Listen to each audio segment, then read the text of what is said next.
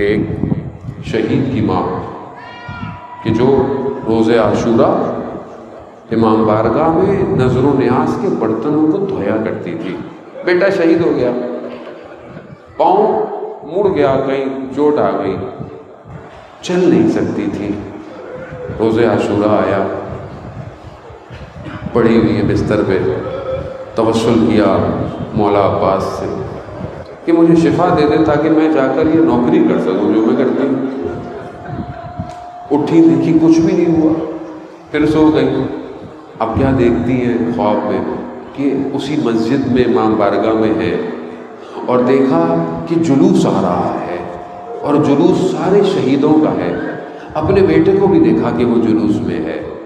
وہ آئے، انہوں نے ماتم کیا، گریہ کیا. تو پھر وہ خود شہید اٹھ کر اپنی ماں کے پاس آیا اور کہا پاؤں دیکھ کر، ماں یہ پاؤں میں کیا ہو گیا ہے؟ کہا کچھ نہیں بیٹا. کہا میں ایک منٹ، میں ابھی کربلا سے آ رہا ہوں تو مجھے حرم سے یہ ہرا کپڑا ملا تھا، میں آپ کو باندھتا ہوں، ابھی آپ ٹھیک ہو جائیں گی. عزیزان محترم، میں آپ کو خواب نہیں سنا رہا. جب اٹھی تو دیکھا پاؤں میں وہ ہرا کپڑا بندھا ہوا تھا. پاؤں میں وہ ہرا کپڑا بندھا ہوا تو صحیح ہو گئی. مسجد میں کہیں کام کرنی، لوگوں نے پوچھا آپ کی تو حالت صحیح نہیں تھی، وہ بتا دیا. بات پھیلی، آیت اللہ صافی گلوائے تک پہنچی.